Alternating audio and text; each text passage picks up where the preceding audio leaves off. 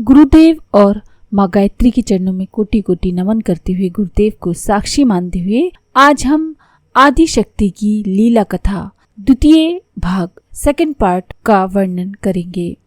आदि शक्ति की लीला कथा के रूप में श्री दुर्गा सप्तशती बनकर अवतरित हुई हैं।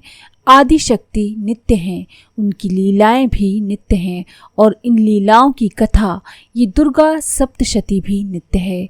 भगवती के अन्य अवतारों की भांति युग युग में इसका भी प्राकट्य हुआ है। अपने युग में श्री दुर्गा सप्तशती का जो स्वरूप प्रचलित है उसके बारे में पुराण कथा कहती है कि ये कथा प्रसंग महर्षि व्यास के शिष्य जैमिनी ने ऋषि मार्कंडेय जी से पूछा, लेकिन उन्होंने समय के अभाववश द्रोण मुनि के 4 पुत्रों पिंगाक्ष, विवोध, सुपुत्र व सुमुख के पास उन्हें भेज दिया।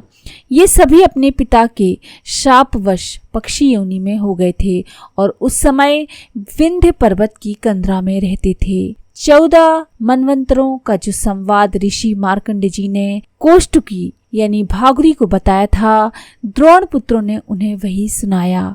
उसमें 8वें मनवंतर की कथा प्रसंग में श्री दुर्गा सप्तशती कथा आती है। इस कथा प्रसंग में उपनिषदों की तत्व चर्चा जोड़ें तो पता चलता है कि माता आदि शक्ति की ही भांति उनका ये कथावतार भी पूर्ण है। उपनिषद कहते हैं, ओम पूर्णमदः पूर्णमिदं पूर्णात् पूर्णमुदच्यते पूर्णस्य पूर्णमादाय पूर्णमेवावशिष्यते। बृहद आरण्यक उपनिषद के 5वें अध्याय के प्रथम ब्राह्मण की इस प्रथम कंडिका में जो भाव समाया है उससे यही बोध होता है कि वह भावमयी भगवती पूर्ण है। उनका ये कथावतार भी पूर्ण है क्योंकि उस पूर्ण से ही इस पूर्ण का उदय हुआ है। इतना ही नहीं, पूर्ण से पूर्ण को निकाल देने पर भी पूर्ण ही बचा रहता है। उपनिषद जिस ब्रह्म की चर्चा व चिंतन करते हैं, जगदम्बा वही है। दिव्यर्थ शीर्ष में उन्हीं के वचन हैं। अहम ब्रह्म स्वरूपिणी, मैं ब्रह्म स्वरूप हूँ। वही आगे कहती हैं, वेदो अहम, वेद मैं हूँ। ये सच ऐसा है जिसे माँ आदिशक्ति के उपासकों ने प्रत्येक युग में अनुभव किया। माँ वेद भी हैं और वेद जननी भी। सूत्र रूप में वे गायत्री हैं और शास्त्र रूप में श्री दुर्गा सप्तशती। जो वेद में है वही मंत्र रूप में, सूत्र रूप में गायत्री के 24 अक्षरों, 9 शब्दों एवं 3 चरणों में गुथा गया है। यही तत्व श्री दुर्गा सप्तशती के 3 चरित्रों 13 अध्यायों में बताया गया है। श्री दुर्गा के 9 रूपों में गायत्री महामंत्र के ही 9 शब्दों का मर्म है। श्री दुर्गा सप्तशती के संपूर्ण तत्व को बताने में तो केवल भगवान सदाशिव ही समर्थ हैं। वही भगवान महाकाल परमेश्वरी महाकाली की कलाओं को जानते हैं।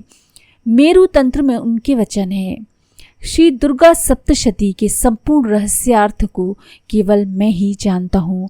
भगवान विष्णु को इनके 3 चरणों का ज्ञान है। श्री ब्रह्मा जी इनके 2 चरणों को जानते हैं। अन्य लोग तो केवल इसका करोड़वां अंश ही जान पाते हैं। ये करोड़वां अंश भी इतना महत्वपूर्ण है जिसकी अनुभूति करके जीवन के सभी पुरुषार्थ, धर्म, अर्थ, काम, मोक्ष स्वभावतः ही सिद्ध हो जाते हैं।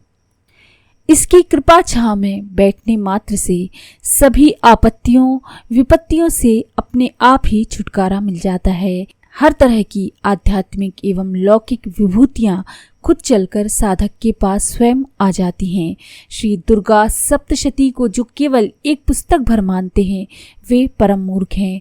अरे ये तो संतान वत्सल माता की मंत्र मूर्ति हैं। जो भी इसके समीप आते हैं उन्हें जगन माता का प्यार, दुलार और वह सब कुछ जो वे चाहते हैं हर पल मिलता रहता है। अधिक क्या कहें, इसके माध्यम से सभी असंभव सहज संभव बन पड़ते हैं। वेदमयी वेद जननी के श्री दुर्गा सप्तशती स्वरूप को कोई भी उपासक सहज समझ सकता है। वेद के 6 अंग बताए गए हैं।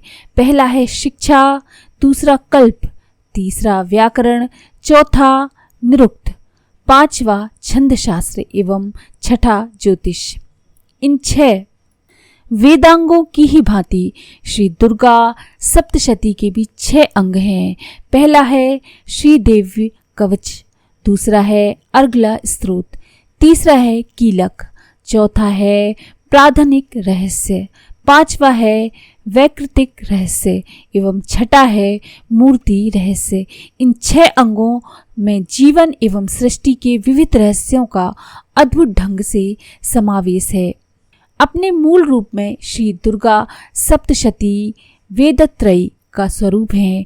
इसका पहला चरित्र ऋग्वेद स्वरूप है, जो सृष्टि और ज्ञान के उषा काल के रहस्य को अनावृत करता है। मध्यम चरित्र यजुर्वेद स्वरूप है।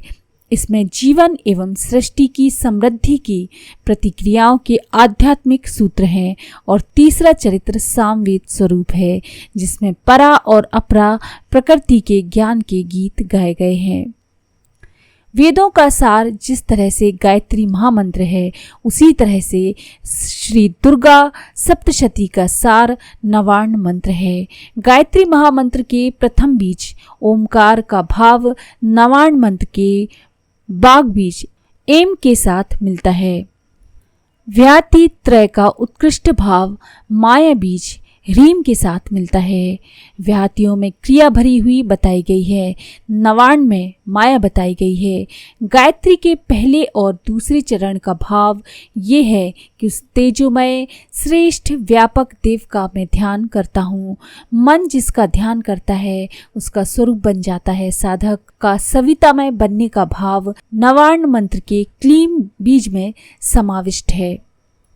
धियो यो नः प्रचोदयात्, अर्थात जो मेरी बुद्धि को सन्मार्ग की ओर प्रेरित करे, यही भाव चामुंडाय विच्ची में संजोया गया है। इसका अर्थ है कि मैं चामुंडा में अर्पण होना चाहता हूँ। गायत्री में साधक स्थिति और गति मांगता है और नवार्ण में साधक चामुंडा अर्थात जिनमें विश्व की उत्पत्ति स्थिति एवं लय समाई है, उस विश्व की संचालिका शक्ति चंड वेगेति चामुंडा अर्थात तीव्र गति में विच्चे अर्थात शरण या स्थिति मांगता है। इस गायत्री महामंत्र का संपूर्ण भाव नवार्ण मंत्र में है।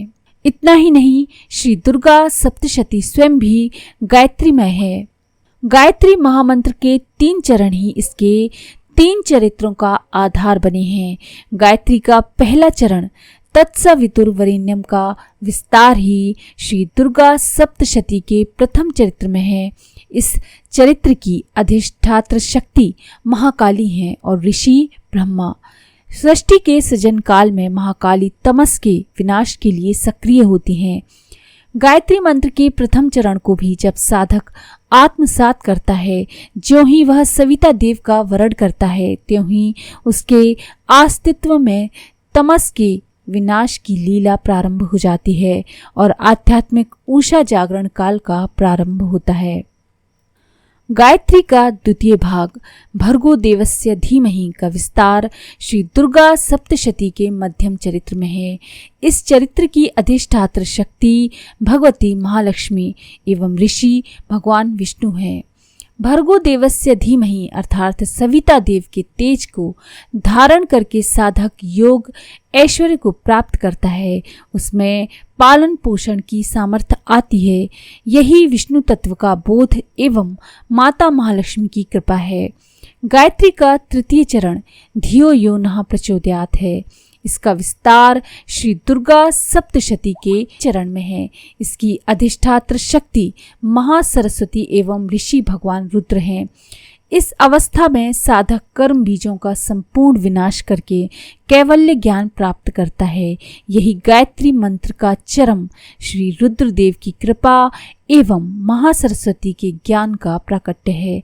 श्री दुर्गा सप्तशती के रहस्यार्थ और भी हैं, जिन्हें क्रमशः प्रकट किया जाता रहेगा आगे के वीडियोस में।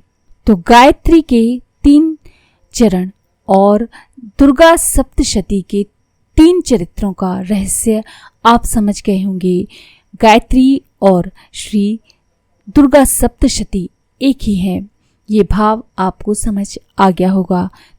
तो अगर आपको ये जानकारी पसंद आ रही हो तो प्लीज़ लाइक करें, शेयर करें, सब्सक्राइब करें मंत्र सिद्धि चैनल को। धन्यवाद।